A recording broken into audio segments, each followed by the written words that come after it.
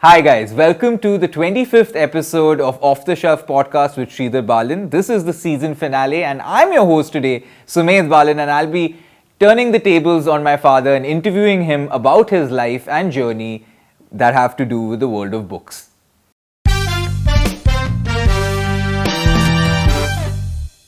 So Dad, let's begin by talking about the fact that your love for fascination for books came at a very young age, right? That's so right. was it because of the family and how did that come about? Yes, my formative years, Sumedh, was spent in Calcutta. Though I was born in Odisha, in Cuttack to be precise. And basically we always had the presence of books in the house.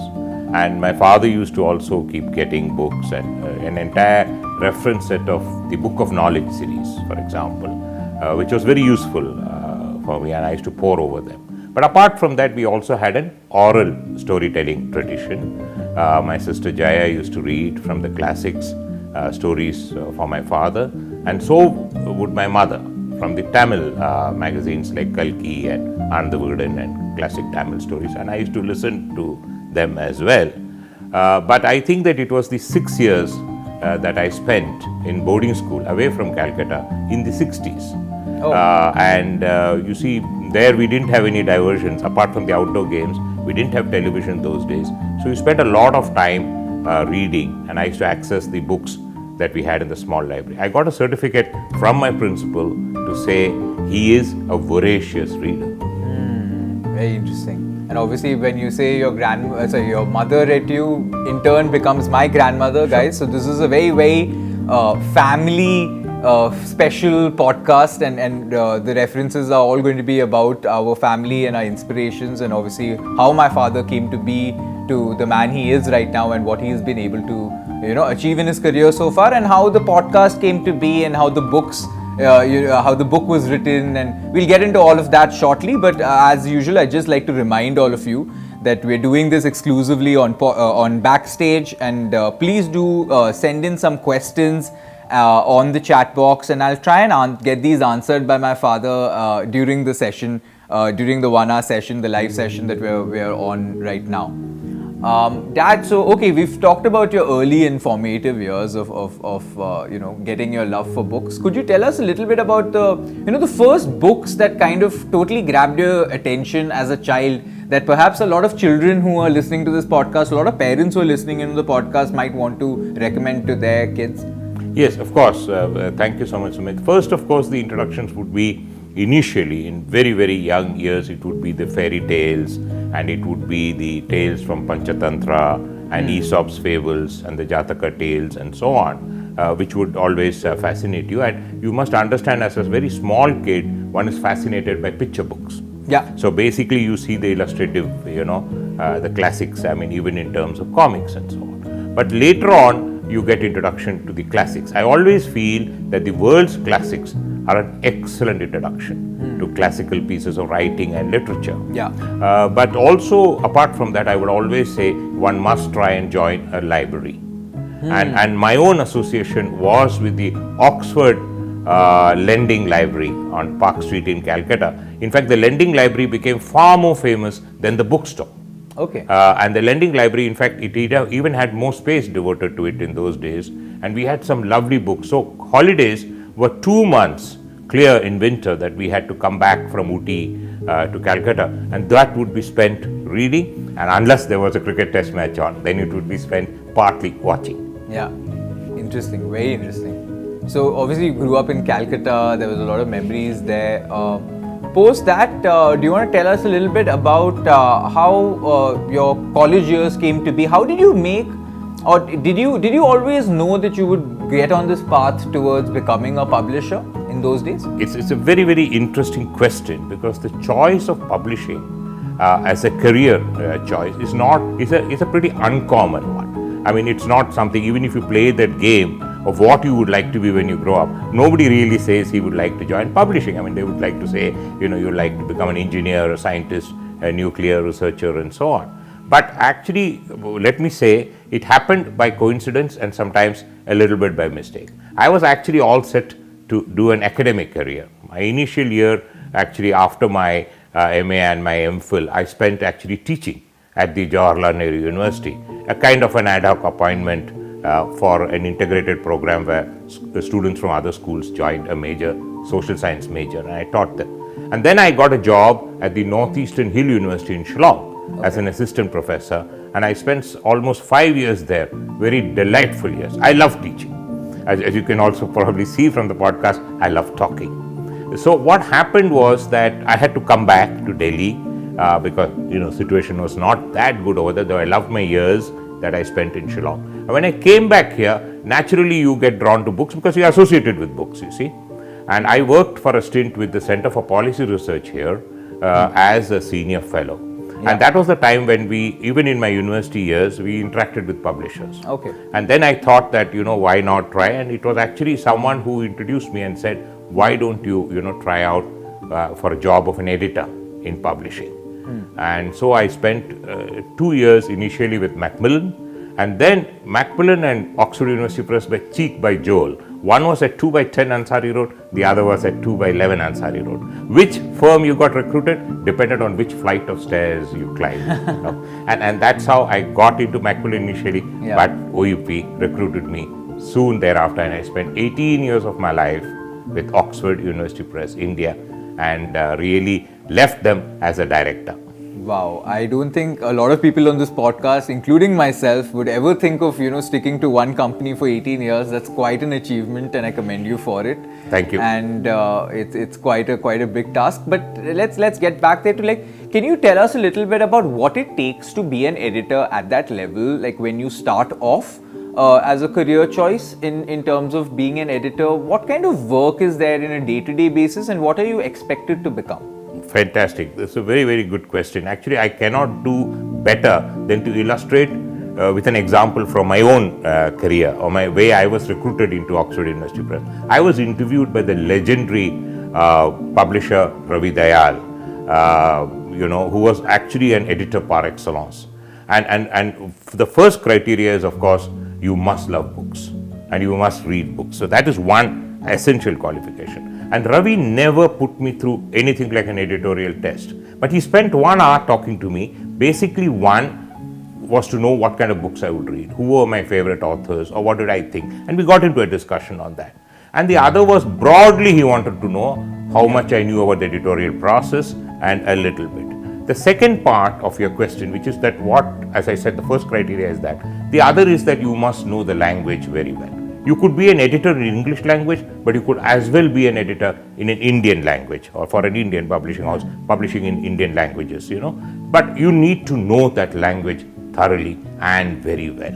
And the other is you must have an idea, for appreciating a good story. So when a manuscript is presented to you, you must be able to, see whether that grips your attention. You must put yourself in the place of a reader.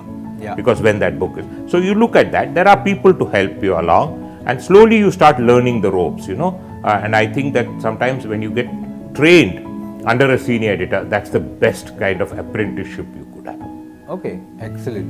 What do you think nowadays, if somebody wanted to get into publishing now, yes, what would be an idealistic approach? Because see, there would be, I'm assuming, a lot of young, vivacious up-and-comers in the audience on this podcast, and obviously those who would also listen to this on the replay.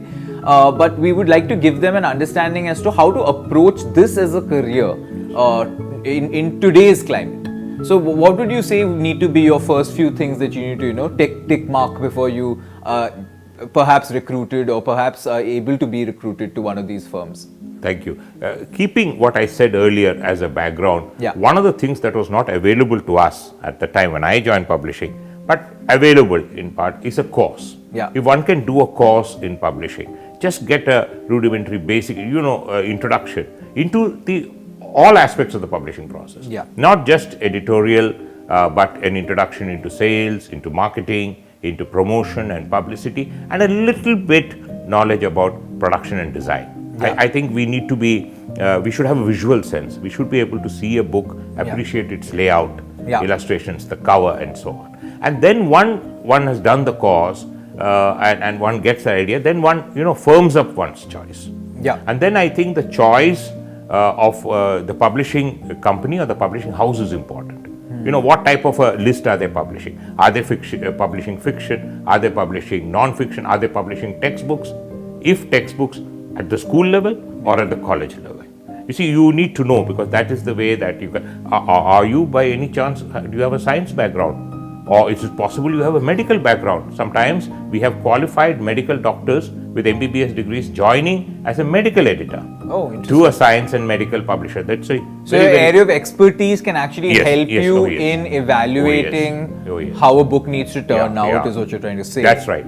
And I guess that would make a lot of sense if you guys have already, become an expert at some certain subject matters. You could bring that to the table. Absolutely. And become an even better editor and a better person to, evaluate books and how those things come about. Good. Tell us a little bit about your experience, after Macmillan. You said you got recruited into OUP and you spent 18 years there. How was that growth pattern like in terms of getting into publishing and climbing up the corporate ladder, so as to speak, and basically what are some of the big projects you associated with which you were proud of? The question is that growth. I mean, OUP was a very conservative organization, so the growth chances or opportunities were slow, and they really tried to evaluate you all the way. The other thing was that OUP also wanted to make an initial assessment as to whether you were a stayer. So we used to have a kind of a rule of thumb method. If the person had spent kind of 6 years in the organization, we always thought that person will stay for the next 10 years, and in my case that was true. Slowly, as I said, you move, as an editor, but some people remain in the editorial, all through their life because they're fascinated. But if you have some other skills that you can bring to the table, which is in terms of management, which is in terms of, because if you get into positions of branch management, then you got to look after, the revenue earning. You got to make sure you look after sales. And so one of the things that I did was that there is a slight hiatus in publishing or a difference between editorial and sales, The sales always feels that the editors produce books which they cannot sell, and the editors feel that, they're publishing books, but the sales guys can't promote it and so on. So I used to bring them much closer, obviously over a very convivial lunch at the Daryaganj office, and I used to also ask authors who were Delhi based to come and talk to them, because a lot of Oxford University Press publishing was academic publishing, meant at the university reference level. And most of our editors had advanced research degrees. Many people had teaching experience and research, but the salespeople were not necessarily as highly qualified as them in education. But so therefore there might be some content. You don't have to be a subject expert, but you just get a promotional angle if the author or somebody says where that book. So those things that I did. As far as memorable projects were concerned, let me tell you, I have edited some of the greats in history. Like Professor Romila Thapar and Professor Gopal, and also people like Irfan Habib and so on. But one of the very memorable projects was the selected works of M.N. Roy. M.N. Roy was a revolutionary. He was a political activist, and he had some amazing adventures, and this series went on, and that was one of the first projects that I had to do. And I was a little nervous because the book was taking a little time coming, and we were going to be visited by the secretary to the delegates and the chief executive of Oxford University Press, George Richardson. He was a professor of economics at the All Souls College in Oxford, and he was coming. And suddenly, I'm editing and getting this, and Ravi Dayal trundles up to my room at lunch, with his plate in hand. We were served lunch in the office. And suddenly he comes and says, "Why do you think George should release M.N. Roy?" I was dumbfounded because he was the one who had got the manuscript for Ravi in the first place. So I realized that there was a purpose behind it. So I quickly summarized why and what were the features, highlights. And he was composing a telex to Oxford, to George's secretary, to make sure that he would come. And that is how actually the launch. So you got to be, so you got to be involved in the projects that you do. So that was something that I liked. So let's talk about post how Oxford went and how this evolution came to be. Did you always know that you were going to be an author at some stage because of your involvement in publishing? Actually, this is a very interesting question, because I used to write. I mean, I had a column. At various stages, I wrote for 4 major national dailies, and the 5th, I was a columnist till this pandemic has temporarily suspended the column. So I used to keep writing, and I have also contributed to books.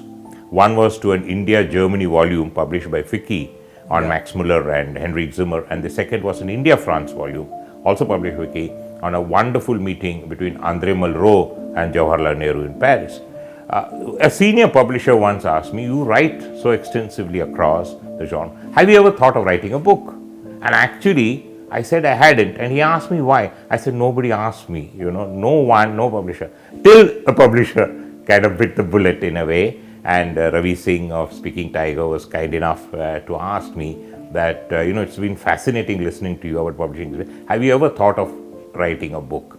And it was over a drink at the India Habitat Center, and I never thought that he would be serious. Till he landed up home one day with a contract. And that's how this whole thing started. And I think that's how actually Off the Shelf started. We hadn't given it a title at that time, and we just kept a working title. And then I told him some of the contents, some of the amazing people, because that was the whole thing. It was anecdotes of people that I had met, book people, and of course about books, and some amazing book places, libraries and others that I have eventually, that actually you see before you. Talk about that actually a little bit. People who are interested in writing books, this might be a good lesson for them. So what did it take? What did it take from start to finish to be able to put this book together in terms of the effort and the research required and the knowledge and actually the effort that you put into it? What did it entail? If you could just briefly elaborate on that, maybe other people could take some inspiration and pen down their own books who are listening to this podcast. One of the essential things is you must have a memory. I mean, you must have an amazing memory. In the sense, a lot of people thought that I reproduced this book on memory alone. It's not on memory alone, but there were a lot of reminiscences and anecdotes that I wanted to put down. But one was, I think, to make a listing in a way of some of the people that I wanted to mention, because many of them are, not with us, in the sense they have passed on. But my interaction with them was very good. That is, of course, personal, so that was there. But there were also other people that I wanted to write about.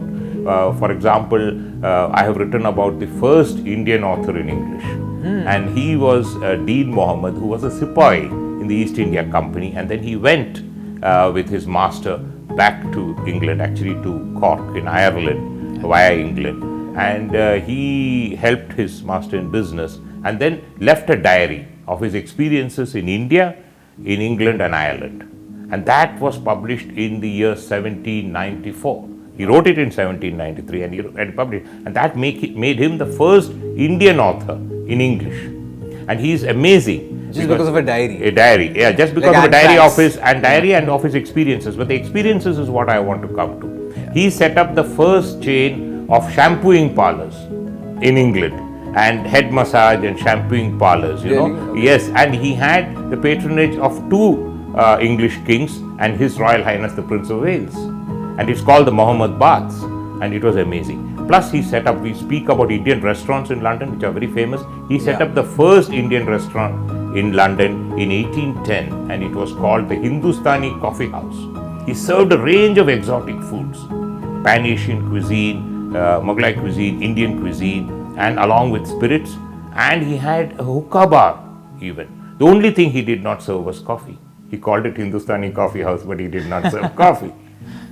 And he was an amazing person. So those, of course, were based on secondary sources, and we had published a book. Or somebody like, E.V. Ryu, who set up the OUP office in India in 1912 in Mumbai, or Bombay as it was known then. And he was a scholar of the classics. He translated Homer's Iliad and Odyssey from Greek into Latin. So he knew the classical languages. But what people don't know is that he was an amazing writer of verse for children.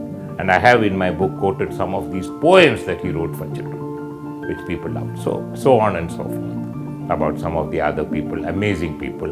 And of course, there are chapters on Jim Corbett and on Ruskin Bond and so on. We've got a couple of questions in. Prema has asked us, how different was your experience publishing fiction compared to non-fiction? and we'll get to some of the other questions after that. Yes, this question actually I mostly always dealt with publishing non-fiction. Yeah. OUP as a principle never published fiction. They only published the classics, if you called it in that sense. And of course they published a few translations, not too many, which were could be called fiction. In fact, the fiction publishing is what I am doing right now as a consultant to Ratna Books, Yeah. which is basically an imprint of Ratna Sagar, where Sumedh, I spent 12 years of my life, and actually in the school educational space. And Ratna Books publishes translations from the Indian languages into English. And many of these, of course, are fiction because either they are a full-length story or they are short stories. So I would say that my basic interest is more towards non-fiction. And I find that far more interesting. And I love reading biographies and autobiographies. I'm reading 2 of them at the moment. I somehow like that much more. But I can enjoy a great work of fiction. Excellent. Let's get to some others. Oh, there's an interesting comment here. Rahul has written, always enjoyed listening to you every Sunday. Thank you so much for this comment, and we really appreciate having you here, Rahul. Mugdha has written, what do you make of social media today?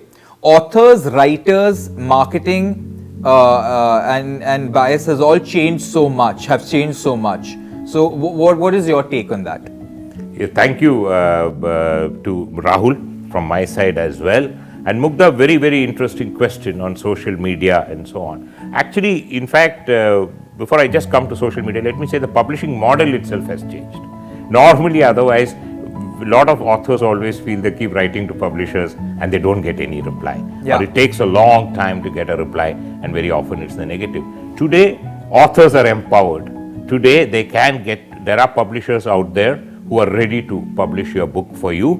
Obviously, there is a business model to it, so there is an investment that is required, but it is no longer difficult to get into print. One can always, if one has an interesting story. And I think publishers need to be alive to this phenomenon. And in fact, you will be surprised to know that many publishers keep a division which only looks at self-published books. And they actually make an offer of a contract if they find that that particular book has escaped their clutches, but is very, very interesting. Coming back to social media is an excellent promotional tool. Let me say that publishers are now not spending time on promoting books. They just have too many out there, and unless you are a star author, that they will publish. So very often authors will have to take recourse to their own devices for promotion, and social media is a wonderful way of promoting. In fact, even for Ratna Books, let me tell you, we have a very, very active social media presence, and we have actually put out videos, and we have put out a lot of posters and listings of our books, including reviews. In fact, I must tell you a book that we are publishing, a Tamil translation from the famed author Kalki, from Tamil into English. The first review of that book has already appeared today in Deccan Chronicle, and so we are greatly looking. We have a launch for that book. So there are a few that we will have a launch, but publishers, will have to take into account, because the traditional avenues for reviews in print, that is shrinking. So we got to take recourse to other means. So social media is there, and of course social media can be supportive, and as well as it can be a little unforgiving. Excellent. Thank you so much for that question, Mugdha. We've also got Radha who's written here, sir, what are the top 2 books in your list that you would suggest to everyone to read once in their lifetimes? Radha, thank you so much for your question. We really appreciate it, and that you may answer, Radha. One book that I would say straight away at top of my list is The Last Lecture by Randy Pausch, Pausch, Randy Pausch, and this is a brilliant, it was the text of his lecture, his professorial lecture at the end almost of a career at the Carnegie Mellon University in Pittsburgh, and he had been diagnosed with pancreatic cancer, and he had just a few months to live. He was only in his mid-40s, but that lecture is the text of this book, and it summed up his life. The other book, which is a historic book, in fact, that I would love for people to read, is a book by one of my mentors in my whole journey in books. My author is called Alberto Manguel, Manguel, Argentinian Canadian author now. Amazing collection, the largest collection of books. He has only a mere collection of 40,000 books, and the title of that book is called A History of Reading. This is a wonderful book which I keep consulting all the time. So rather ask for 2 books, I'm only confining myself to 2. Excellent, Dad. So now we've kind of covered how you got into the fascination of books, how the book came to be. Should we quickly touch upon the topic of how this podcast actually came to be and why we also called it Off the Shelf based on your book, and tell us about all the pressures from all angles of the family that you probably got to start a podcast, and why you were the right fitment for something like this. Yes, I think being one of the principal instigators for the podcast, that I would say is a question that falls as a kind of, you're one of the interested parties, shall we say, or vested interest. But let me say that I used to do a fortnightly column in the Asian Age, and because of the pandemic, the pages shrunk in a way. So possibly, I obviously had to require some outlet for my energy, because the fortnightly column, the research for that had kind of stopped. And the book had been published, and I was very lucky that I got good notice in the media. I think close to around 18 to 20 reviews actually of the book have appeared in various formats, print as well as over social media and so on.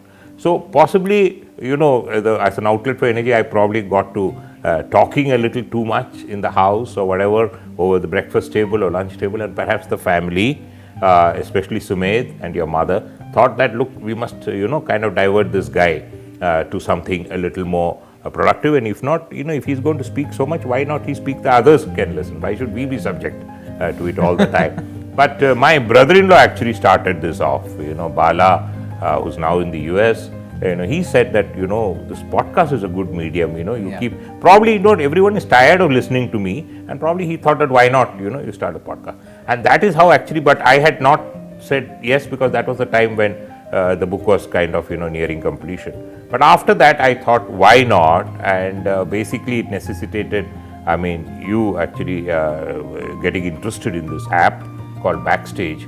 And my mobile phone at that time, for some reason or the other, this app could not be downloaded. Yeah. And it necessitated a change in the mobile phone. Gosh, I thought that was an expensive investment. And then that was done. But lo and behold, the app downloaded easily on the phone. And then that is how that started. And first, I went through a very rigorous apprenticeship of listening to other podcasts.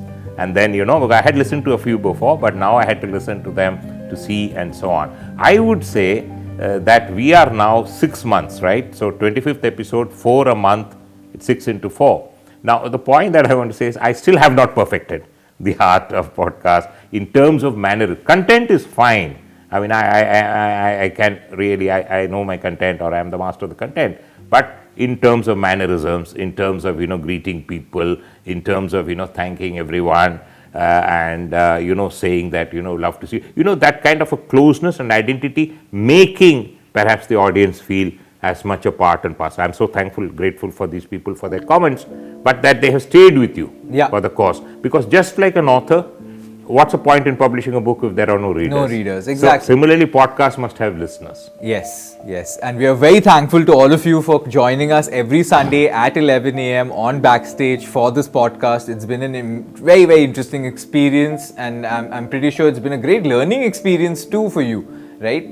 Like over the course of going through this and seeing new people come and join the podcast, and seeing and listening to their questions and their takes on what you've been speaking about.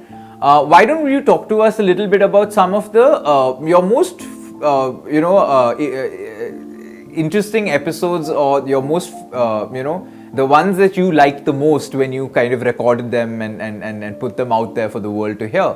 What were some of your most favorite episodes during the podcast series that we've done so far? And of course, that will also help people, if they wanted to go and listen to this podcast again, they could go back and listen to it. So if you could elaborate on some of those episodes, I think people will get an idea about that. Yes, actually, when I started the podcast, initially I based myself on some of the episodes that I have actually mentioned in the book. So it was easier for me to get started, because I must also assume not everyone out there has read the book. Yeah. So for many of them it will be free. It will be. So I actually started with the first episode was on Shakespeare, where there's a will, there's a way, and it was a pun on Will Shakespeare or William Shakespeare. Yeah. We use this term called Shakespeare tragedy, Shakespearean tragedy, including two lordships in the Supreme Court use that to describe the plight of construction labor. But actually that term would never have occurred in history, because when Shakespeare died, 18 plays of his died with him. Yeah. And so all of them were the Shakespeare tragedies. 18 plays were the only. At that time it was believed that he wrote 36 plays. And it was this amazing effort by two of his colleagues who resurrected that and published what we call, or the world knows, in 1623 of the first folio. And that had all these plays. And that's how the Shakespeare tragedies we knew. So I thought I'll write that. And then of course, this whole thing of this amazing launch of Corbett's The Man-Eaters of Kumaon, which was held in New York. Corbett himself could not go. The book had been published in India in 1944. 1946 was the launch in New York.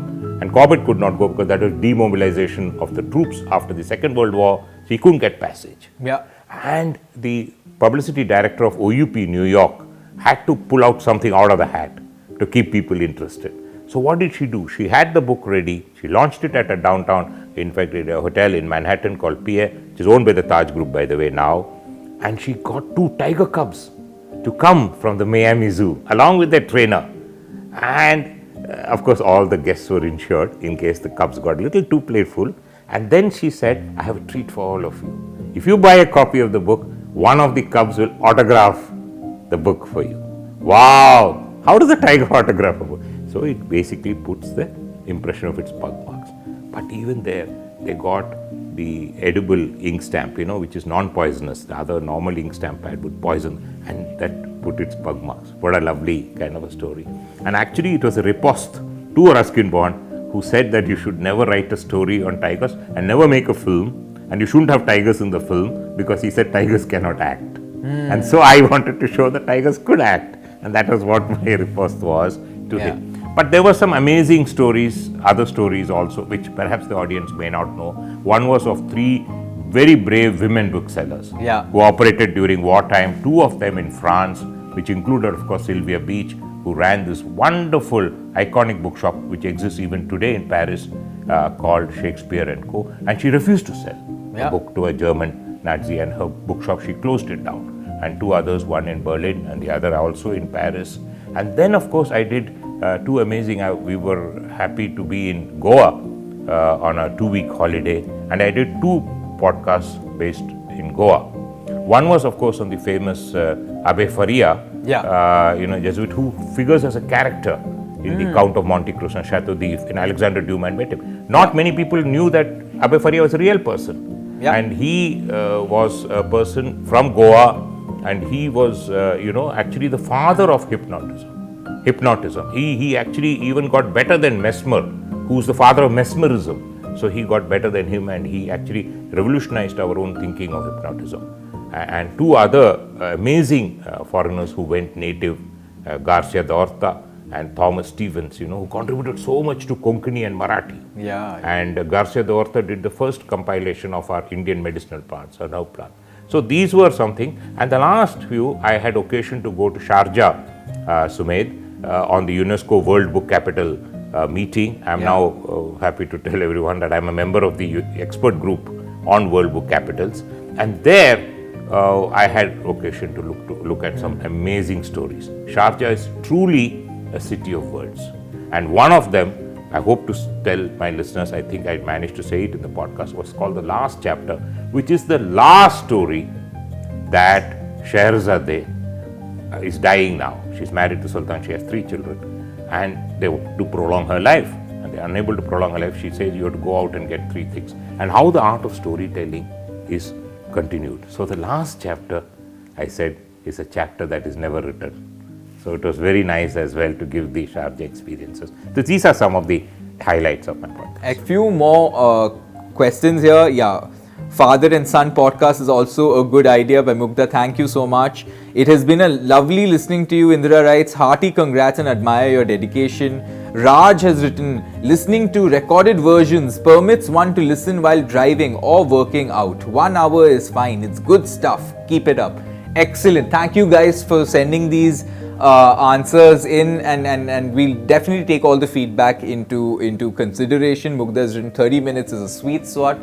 So maybe I think, between 30 and an hour is something of the right time period. Also gives you enough time to actually go into details, into narrations, and that's where I find, where I find your expertise and your passion shining through in the podcast, Dad.